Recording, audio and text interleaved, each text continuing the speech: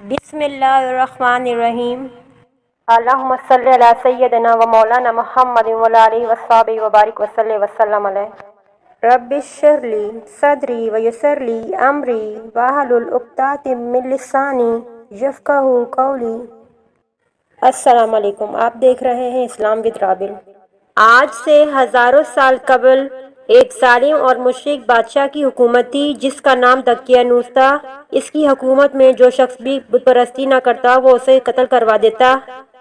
حضرت عیسیٰ علیہ السلام کے آسمان پر اٹھائے جانے کے بعد عیسائیوں کا حال نہایت ابتر ہو گیا۔ وہ لوگ بت پرستی کرنے لگے اور دوسروں کو بھی بت پرستی پر مجبور کرنے لگے۔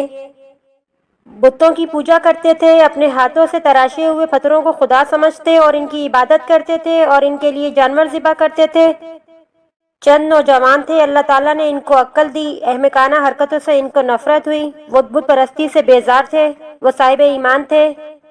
بادشاہ کے دربار میں انہوں نے کھڑے ہو کے اعلان کیا کہ ہم تیری عبادت نہیں کریں گے۔ نوجوانوں نے کہا کہ تم بھی ہماری طرح کے انسان ہو، ہم تیری عبادت کیوں کریں؟ ہم اس رب کی عبادت کریں گے جس نے زمین و آسمان کو پیدا کیا۔ اصحاب کہف پیغمبر بھی نہیں تھے، پیغمبر کے اصحاب بھی نہیں تھے اور پیغمبر کے تابعین بھی نہیں تھے، تبع تابعین میں سے تھے۔ یہ بادشاہوں کی اولاد اور اپنی قوم کے سردار تھے۔ اللہ سبحانہ تعالیٰ نے ان کے ساتھ وہ کرامتیں کی ہیں، سبحان اللہ، لا الہ الا اللہ۔ دقیانوس کے ظلم و جبر سے پریشان ہو کر یہ لوگ اپنے ایمان بچانے کے لیے اس کے دربار سے بھاگ نکلے اور قریب کے پہاڑ میں غار کے اندر پناہ گزیر ہوئے۔ اصحاب کہف کو اللہ تعالیٰ نے 300 سال تک سلایا، عیسوی اعتبار سے 300 سال اور دوسرے کیلنڈر کے حساب سے 309 سال سلایا۔ سورت نمبر 18 پارہ نمبر 15 شروع کی 26 آیات پڑھ لیں تو آپ کو اصحاب کہف کا پورا واقعہ پتہ چل جائے گا۔ عیسائیوں کی کتاب میں بھی موجود ہے کہ اللہ کے 7 بندے سونے والے اور 8واں ان کا کتا۔ کرسچن بھی ان کو اولیاء اللہ کے طور پر مانتے تھے۔ قرآن پاک میں اللہ سبحانہ تعالیٰ فرماتے ہیں، چند نوجوان تھے جب انہوں نے ایک غار میں پناہ لی اور وہاں انہوں نے دعا کی، ترجمہ: اے اللہ، ہمیں اپنے پاس سے رحمت عطا فرما اور ہمارے ہر معاملے میں کامیابی کی کوئی راہ نکال دے۔ اور پھر اللہ تعالیٰ نے غار میں ان کو سلا دیا۔ اللہ تعالیٰ ان کی کروٹیں بھی بدلاتے رہتے تھے اور وہ سوئے رہے 309 سال تک، اور فرمایا ان کا ایک کتا ہے جو غار کے دہانے پر ہے اور اس کی اتنی ہیبت ہے کہ اگر کوئی غار کے دہانے پر جائے بھی تو اس کتے سے وحشت کھا کر وہ بھاگ جائے۔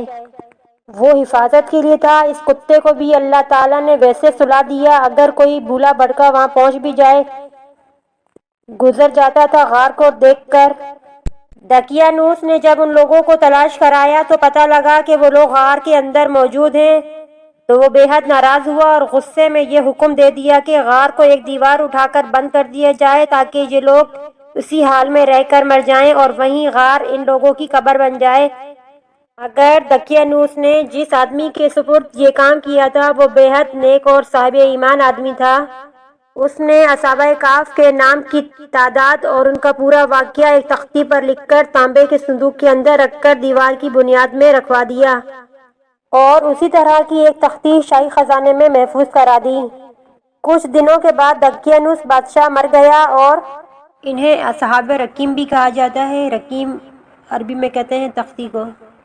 سلطنتیں بدلتی گئیں یہاں تک کہ ایک نیک دل اور انصاف پسند بادشاہ جس کا نام بیدروس تھا وہ تخت نشین ہوا، جس نے 68 سال تک شان و شوکت کے ساتھ حکومت کی۔ اس کے دور میں مذہبی فرقہ بندی شروع ہو گئی۔ بعض لوگ مرنے کے بعد اٹھنے اور قیامت کا انکار کرنے لگے۔ قوم کا یہ حال دیکھ کر بادشاہ غم میں ڈوب گیا اور وہ تنہائی میں ایک مقام کے اندر بند ہو کر اللہ سبحانہ تعالیٰ سے یہ دعا کرنے لگا کہ یا اللہ، کوئی ایسی نشانی ظاہر فرما دے تاکہ لوگوں کو مرنے کے بعد زندہ ہو کر اٹھنے اور قیامت کا یقین ہو جائے۔ اور اچانک ایک دن بکریوں کے ایک چرواہے نے اپنی بکریوں کو ٹھہرانے کے لیے اسی غار کو منتخب کیا اور دیوار کو گرا دیا۔ دیوار گرتے ہی لوگوں پر ایسی ہیبت اور دہشت سوار ہو گئی کہ دیوار گرانے والے خوف کے مارے وہاں سے بھاگ گئے۔ اصحاب کہف اللہ سبحانہ تعالیٰ کے حکم سے نیند سے بیدار ہو کر اٹھ بیٹھے اور ایک دوسرے سے بات کرنے لگے۔ ان کو تو آئیڈیا ہی کوئی نہ تھا کہ ہم اتنے عرصے سوئے ہیں۔ انہیں لگا کہ ہم تھوڑی دیر کے لیے سو گئے تھے، ہماری آنکھ لگ گئی تھی۔ آپ اٹھے تو انہوں نے کہا کہ ایک بندے کو بھیجتے ہیں۔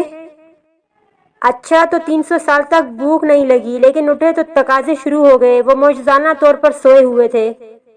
جب انہیں بھوک لگی، انہوں نے اپنے ساتھی یملیخا سے کہا کہ تم بازار جا کے کچھ کھانا لاؤ، اور یملیخا بازار گئے اور وہاں دیکھ کر حیران ہو گیا کہ ہر طرف اسلام کا چرچا ہے اور لوگ اعلانیہ طور پر حضرت عیسیٰ علیہ السلام کا کلمہ پڑھ رہے ہیں۔ یملیخا یہ منظر دیکھ کر حیران ہو گیا کہ یا اللہ، یہ کیا ماجرا ہے؟ اس شہر میں تو ایمان اور اسلام کا نام لینا بھی حرام تھا، آج انقلاب کہاں سے آ گیا؟ پھر یملیخا دکان پر گیا اور دقیانوس کے زمانے کا روپیہ نکال کر دیا، جس پر دکاندار کو شک ہوا کہ کوئی خزانہ اس کے ہاتھ لگا ہے۔ دکاندار نے اس کو حکام کے سپرد کر دیا اور حکام نے ان سے خزانے کے بارے میں پوچھنا شروع کر دیا اور کہا بتاؤ خزانہ کہاں ہے؟